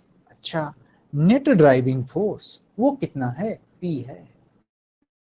Total mass कितना है 1 2 3 4 5, तो P अपॉन 5m। ये थोड़ा सा सिस्टम का एक्सलेशन ऐसा लाल पीला सा आया, एक्सलेशन ऑफ सिस्टम ये हमारा आया P/5m। ठीक है, मान गए, अच्छी बात है, नो प्रॉब्लम। आगे बढ़ते हैं। FDE चाहिए। मैंने एक बात बोली है, उस बात को अपनी कॉपी में लिखो, सुन लो, आराम से लिखो। जिस पॉइंट पर तुमसे फोर्स पूछा जाए उसको काट के अलग कर लो। जिस पॉइंट पे फोर्स पूछा जाए उसको काट के अलग कर लो। जिस पॉइंट पे फोर्स पूछा जाए उसको काट के अलग कर लो। ठीक है भाई, आओ। हमसे कहां पूछा था? डी और ई के बीच। गौर से देखना, हमसे डी और ई के बीच पूछा है। FDE कहां लगा, कितना लगा? अच्छा, FDE की कहानी ये है क्या? देख लो, ये FDE की कहानी यही तो है। यहां से काट के अलग कर लेते हैं। तो देखिए, आपने यहां से काट के बॉडी को अलग किया। अब देखो, अब ये M M M M 4M का मास तो एक तरफ हो गया। बस सोच लो इस बात को कि भाई 4M का मास तो एक तरफ हो गया, ये 4M एक तरफ हो गया, और ये छोटू m जो है ये एक तरफ हो गया, ये एक तरफ हो गया। आराम से सोचो। अब देखो मजबूरी क्या होगी, किसकी होगी, ये देखो 4M पे एक फोर्स तो P लग रहा है, 4M पे एक फोर्स तो P लग रहा है भैया। एक्सेलरेशन इसका आगे की तरफ A है, अब इसको भी साथ चलना है तो इसमें भी आगे की तरफ एक्सेलरेशन A। अब देखना क्या मजा है, इसको समझो, क्या मजा है, इसको समझो। अगर इस M को छोटू m को आगे चलना है तो इस पे जो फोर्स लगेगा, नॉर्मल ये ऐसे होगा, समझना, और इसका पेयर लगेगा दूसरे पे तो इस पे नॉर्मल ऐसे लगेगा। ये बात समझ में आनी चाहिए। पहले इसका लिख लिया नॉर्मल, क्योंकि इस पे डायरेक्ट फोर्स नहीं लग रहा था। अच्छा, अब इक्वेशन लिखते हैं, देखते हैं क्या होता है। इक्वेशन, भाई इस पे एक ही फोर्स लग रहा है नॉर्मल, और नॉर्मल ही मास इनटू एक्सेलरेशन के बराबर। अच्छा, नॉर्मल पूछा, क्या करेंगे, बीच का फोर्स नॉर्मल ही तो है, तो मास m, एक्सेलरेशन हम अभी निकाल के आए हैं, कितना, P/5m, P/5m।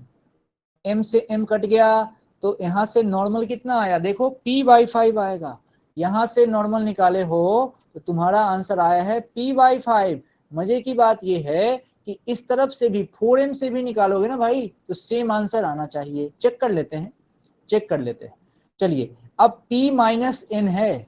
अच्छा, अब ज्यादा कौन होगा इसमें संदेह ही नहीं रखना भाई, एक्सेलरेशन आगे की तरफ है, देखना ये इसका एक्सेलरेशन आगे है, तो भाई इसके लिए इस P को ज्यादा होना पड़ेगा, इस P को ज्यादा होना पड़ेगा, समझो। इसीलिए P में से N घटाएंगे, N में से P नहीं घटेगा, तो P में से N घटाएंगे मास, और आज मास है 4M, और एक्सीलरेशन हम निकाल चुके हैं P/5M। अब हम आराम से M से M कैंसिल करेंगे, और देखो, अब यहां से देखो ध्यान से, अब P की जो वैल्यू आएगी, देखो अब क्या लिखूंगा मैं, P-4P/5, ये किसके बराबर होगा, ये होगा N के बराबर। अब सॉल्व करो, देखो P में से 4P/5 घटा दो तो यहां से N फिर से आ गया P/5। भाई दोनों तरफ से आएगा, लेकिन ये थोड़ा काम जो है ये कठिन हुआ, और ये वाला काम जो है ये आसान हुआ। तो मैं ये कहना चाहता हूं, क्यों ना हल्का वाला काम किया जाए। इसीलिए हमेशा उस बॉडी को सोचो जिसपे कम फोर्स लग रहा है, वहां से काम आसान होगा। और ये कितनी बढ़िया तकनीक है कि जिस पोर्शन पे हमको फोर्स पूछा था वहीं से काट लिया, और बाकी मास को एक तरफ कर लिया, 4M को एक तरफ कर लिया, और बचे हुए M को एक तरफ कर लिया, दो टुकड़े कर लिए, मजा आ गया। 4M एक तरफ, 1M एक तरफ, काम आसानी से हो गया। ऐसे किया जाता है तो आसानी से काम हो जाएगा आपका, आसानी से काम हो जाएगा। अब आप तरीके से आराम से इसके क्वेश्चन को करें। एक क्वेश्चन इसमें मैं ऐड कर दूंगा जो आप घर पे ट्राई कर सकते हैं, घर पे ट्राई करने के लिए एक आध क्वेश्चन डाल दूंगा, तो आप तरीके से, जैसे अभी एक क्वेश्चन बताता हूँ घर पे क्या करना। चलो एक क्वेश्चन बताता हूँ, क्या करिए घर पे। भैया ये डाल दे इसको, ये करें, ये देखो ये होमवर्क है, ये घर पे डाल दिया। आप क्या करना, आप इसमें से देखो क्या क्या निकाल सकते हो। सिस्टम का एक्सप्रेशन निकाल लेना और N1 और N2 निकाल लेना। बढ़िया सवाल है। इसमें क्या क्या कर सकते हो लिख देता हूं मैं। 3 काम कर सकते हैं इसमें। पहला काम, एक्सीलरेशन मुझे सिस्टम का चाहिए। दूसरा काम, मुझे N1 चाहिए। तीसरा काम, मुझे M2 चाहिए। इस तरीके से 3 चीजें इसके अंदर निकाल सकते हैं। इसको हम होमवर्क में करेंगे। बढ़िया सवाल है, होमवर्क में करें। ये जब आप कर लोगे तो कल मैं आपको सिखाऊंगा वेइंग मशीन होने से हम कैसे उसको लिफ्ट में लेके जाएंगे। तो कैसे वेइंग मशीन लिफ्ट में रखने से हमारे वेट पे इफेक्ट पड़ता है, किस तरीके से वेइंग मशीन काम करता है, इसकी कहानी कल चलेगी। तो कल ये कंटिन्यू होगा, इसके ऊपर बात होगी। आज के लिए इतना ही। आराम कीजिए,